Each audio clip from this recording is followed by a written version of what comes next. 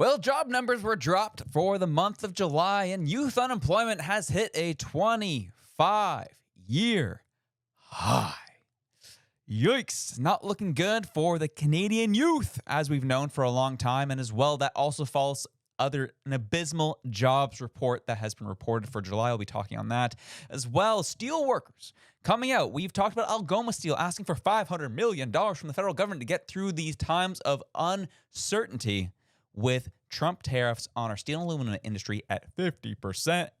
And they came out saying, well, we have to focus on domestic, but we can't compete with domestic because you keep allowing foreign steel into our country. We talked about that. That was wild. And then we had Mr. Doug Ford hop on yesterday, CNN with Wolf Blitzer, saying, all right, guys, Trump is attacking us. Trump is the worst. Trump is hated. And he gets on CNN thinking that's an effective strategy during these times. We talk about that. And last but not least, Poilievre announces his Sovereignty Act yesterday, and it all brings everything together of what the heck is going on and putting more pressure on this Carney environmental zealot government. Welcome to the Elevate Podcast. I'm your host, Josh. I'm grateful to be back on with you yet again. If you get any value from today's episode, take the time to like, share, and subscribe. Helps us to grow, helps us get to new audiences, and helps people see there's a different option than what the mainstream media has to offer. Now let's get into our first story, shall we? Canadian steel has no practical foreign markets beyond the U.S., says Algoma Steel CEO. This was groundbreaking. He hops on a Financial Post yesterday, talk about what's been going on with Algoma Steel, especially as they were in the news a couple of weeks ago, as I said, with a $500 million ask from the federal government to help subsidize and float them during this time of uncertainty with the Trump tariffs, because over 60% of their clientele is in the United States. And that really is their only client, essentially, at this point, is what they talk about, at least in terms of their foreign client list. And this is what he had to say here. Economic access to customers in the U.S., and certainly with a 50% tariff, there isn't. Then we need to look to the domestic market. So there's some challenges there. The domestic market over the last few years has been supplied roughly 2/3 by foreign steel. So we need to compete with the foreign steel makers. We need to have the right type of products that are in steel other than the U.S. market. A little bit of our steel goes to Mexico, but not a tremendous amount. So for the steel capacity in Canada, if there's not economic access to customers in the U.S., and certainly with a 50% tariff, there isn't, then we need to look to the domestic market. So there's some challenges there. The domestic market over the last few years has been supplied roughly 2/3 by foreign steel. So we need to compete with the foreign steel makers. We need to have the right type of products that are being consumed in Canada. At a high level, Canada produces a lot of coil. We probably need to, if we're going to focus on the domestic market, we probably need to produce less coil. So there needs to be a diversification by the Canadian steel industry to make the products that are being consumed in Canada. That requires investment, that requires time. As I said, 2/3 of the Canadian market is supplied by foreign steel. I think the industry has been very vocal that much of that steel is unfairly traded and dumped into the Canadian market. I think that's accelerated now that the U.S. has 50% tariffs on all foreign steel coming into the U.S., not just Canada. So there has to be an environment where Canadian steelmakers are making the product, the type of steel that is consumed in Canada, and have a free trade environment to win that business and fill our order books with domestic steel. And that's the type of pivot that Algoma is certainly involved in. And with that, I'll say this. We are in a technology age. We are in an age where your information is being sold at a premium. You might sign up for a newsletter, sign up for a loyalty card. The next thing you know, you're getting spam calls and you're also getting spam emails, and people just won't leave you alone. And quite frankly, if you're like me, you're one of those types who's just resigned and hoping and praying nothing bad happens in the long run. Then a service called Incogni came across my desk. A service that scours the internet for your information and puts requests in to make sure your information is removed from these third-party services who are selling your information at a premium without your discretion. As I've said, there's times I've signed up for newsletters, signed up for loyalty programs, and all of a sudden I'm getting phone calls from numbers I otherwise don't know anything about. Or I'm getting emails, again, from addresses I know nothing of and didn't ask for at any point in time. Or even worse, you hear of a big data breach of a service you don't even use, and somehow you find out your information was leaked in it. And that's where Incogni comes in clutch. You simply log in, put your information in, and then they start looking across the internet of where your information's been used, sold, or being traded with third-party partners. I've only been using it for the past week, and they found 39 instances already of services who are using my information and selling it at a premium or trading it at a premium. And in this case, they found 39. They've resolved 26 of them already, and they're still working on the other 13 to get them removed immediately. And you can see my whole activity log right here. And as a bonus, get an extra level of protection with Incogni's custom removals feature in the Unlimited plan and Family Unlimited plan. You can point to any search site or other website where your personal information is visible, and one of their privacy agents will take care of the rest for you. If you want to keep your internet ID safe online, then download Incogni today. Take your personal data back with Incogni. Use code ELEVATE at incogni.com/elevate, and that's incogni.com/elevate, and you can get 60% off their annual plan today. And that is, again, incogni.com/elevate. Use code ELEVATE at checkout to get 60% off their annual plan. Now let's get into our next story. So there you go. CEO lays it out pretty plainly. Is right now, as of late, our real only foreign client is the United States. And if that's being closed off to us, then we have to focus on domestic. As Mark Carney has stated multiple times, we're going to focus on nation building projects. We're going to focus on Canada. We're going to build Canada first. One strong economy, yada, yada, yada. You've heard it all at this point. So he says, yes, okay, fine. If that's the focus we're going to do, if we're actually going to do real nation building projects, not just going to talk about, we're actually going to do it, then let's go ahead and make it happen. However, he mentions that, well, Canadian steel producers only make up a third of our Canadian market. Only a third. 2/3 of it are made up by foreign steel, and some of it is illegally dumped into our market, hurting our industry here. So what do you do?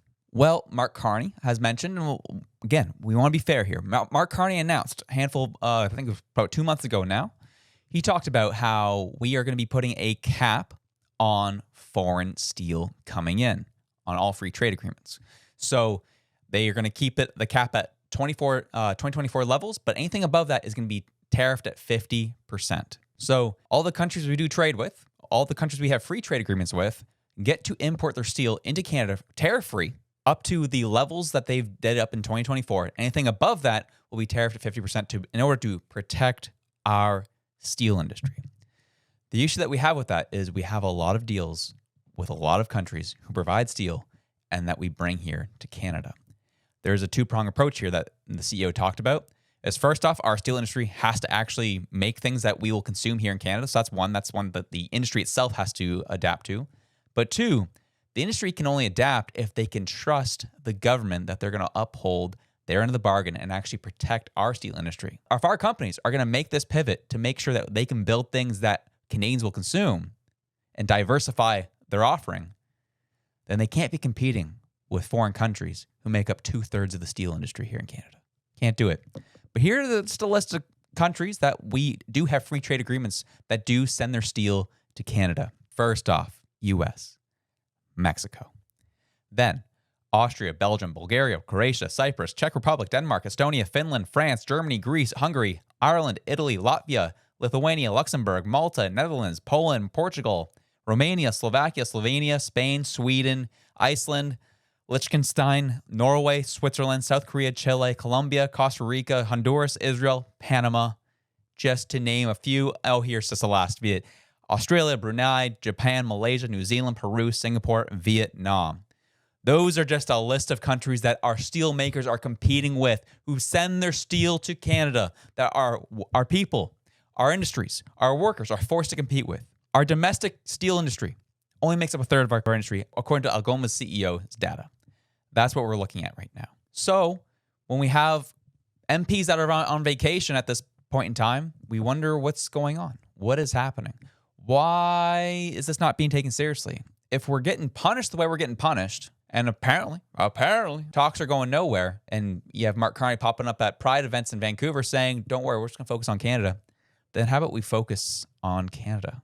How about we actually look to help our steel industry start providing domestic services here, give them incentive to pivot and diversify their offerings, and make sure you protect our industry by not just having a cap on other countries. How about you start tariffing them and giving incentive to show, hey, the market is there here in Canada if you're going to build here in Canada.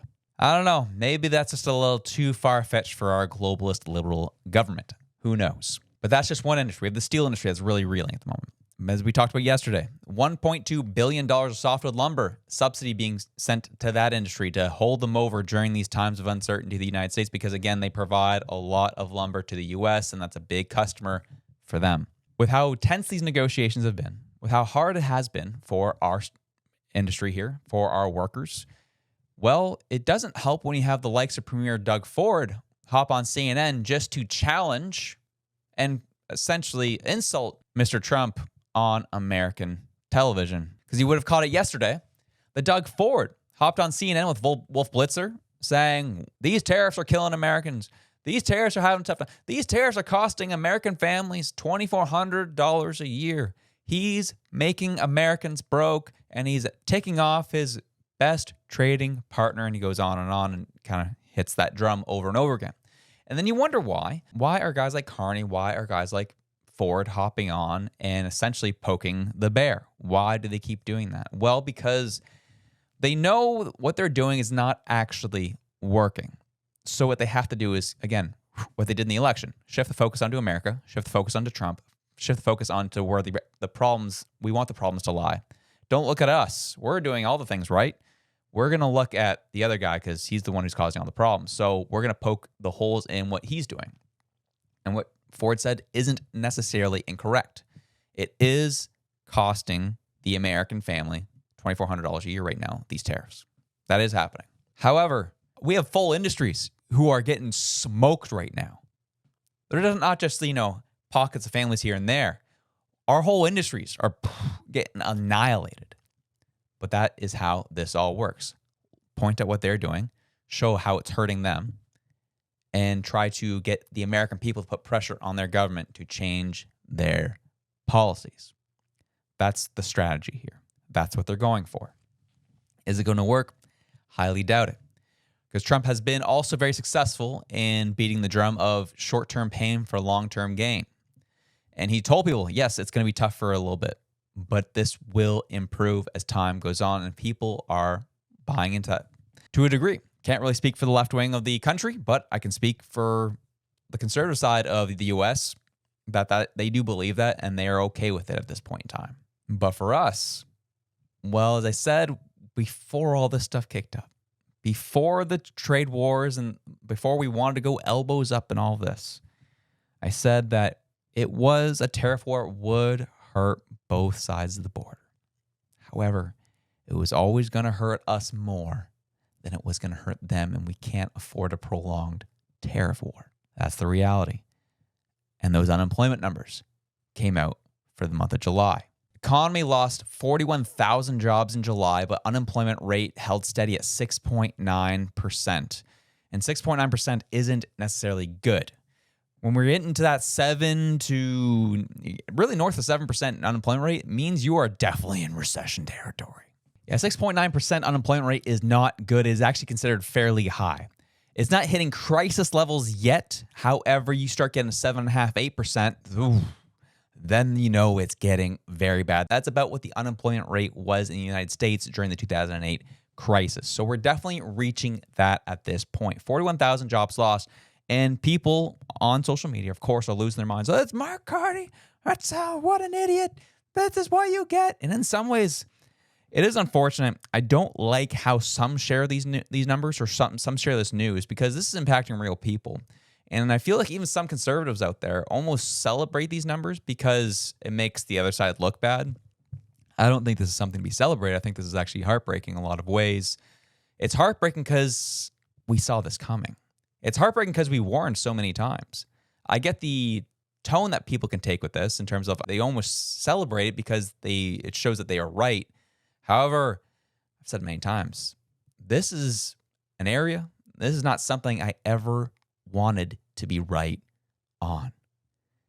I really was hoping everything I was saying about Mark Carney was a lie. I was really hoping everything I was saying about Mark Carney prior to the election was incorrect, but it's all coming true. You have here later down in this article, it says the economy lost 51,000 full-time jobs in July, and StatCan said the bulk of the losses were in the private sector. July's drop in jobs partially offsets an unexpected gain of 83,000 positions in June. Economists had expected a slight job gain ahead of Friday's release. Doug Porter, chief economist at BMO, said in a note to clients that July's job report marked the weakest in 3 years, according to the bank's report card. He noted that total hours worked fell off by 0.2% in July, marking a poor start to the third quarter for the Canada's economy. And keep in mind, those 83,000 jobs that were added in June, let's just make sure we double check that on the StatCan website. Employment rose by 83,000 jobs in June, the first increase since January.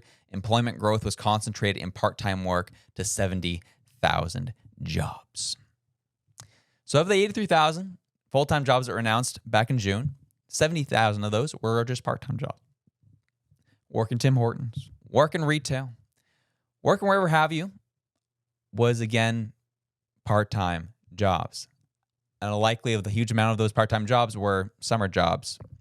At the same time, youth unemployment is at the highest it's ever been, at about 14.9%, the highest it's been in 25 years.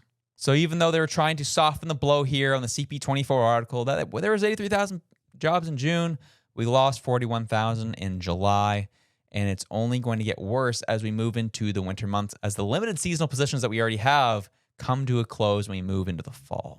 Again, this is not something I want to celebrate. This is not something I'm happy about. However, it is the reality that we're currently living in. Because Table Salt shared these numbers as well to kind of bring things into context. June and July lost 39,000 private sector employees. We saw 5,800 self-employed people also without work. And we had 4,000 people added to the public sector in June and July. That's the only gain that we saw. Private sector is getting smoked. Public sector, even though the cuts are coming in the public sector, there's still jobs being added to the public sector on a net basis. Which brings me to Pierre Poilievre's statement yesterday as he talked about the Sovereignty Canada Act that he wants to propose here in the country. And the reason we are here is to announce the Canadian Sovereignty Act and to make a call to action. A conservative government would have acted more quickly to protect the sovereignty of our country. Under the Liberal government, that sovereignty has been eroded by policies that block our development, tax our people, and make us uncompetitive. The Canadian Sovereignty Act would move us in the opposite direction. It seeks to legalize economic development, reward those who build, protect Canadian innovation, and get shovels in the ground on major nation-building projects between now and March the 14th, the one-year anniversary of Mark Carney taking office. And throughout this address, he talks about why it's so important to bring this act forward. And essentially, the whole goal is to eliminate really harmful bills that have prevented us from being able to export our most valuable resource to different markets and really bringing the economy together and getting things moving here in Canada. Some saw it as a political opportunity. Some saw it as disingenuous because he is in the middle of a by-election and battle over Crowfoot. However, when you see the job report that came out, when you see the things that are going on, you see what Mark Carney is refusing to take off the table. Instead of, again, removing bills, he added a bill so that he can cherry pick where he wants to go and what nation building projects we're going to go for. He's just adding more red tape to even more significant red tape because he never wanted those bills off the table. He wants to be able to kill our energy sector when he deems fit. When the spotlight isn't as hot as it is right now, he wants the option there. That's why he refuses to repeal them. That's the reality. And what Pierre Poilievre is mentioning here, I think, is what people need to hear.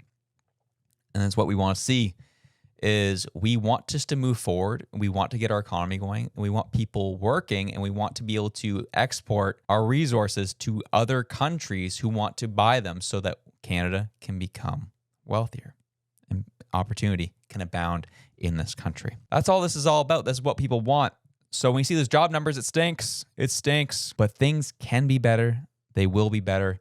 And the key at the end of the day is continuing to put pressure because the pressure mounting against the propaganda machine that exists in this country, we will break through eventually. But anyways, enjoy your Friday. Have yourselves a good one. I'm out.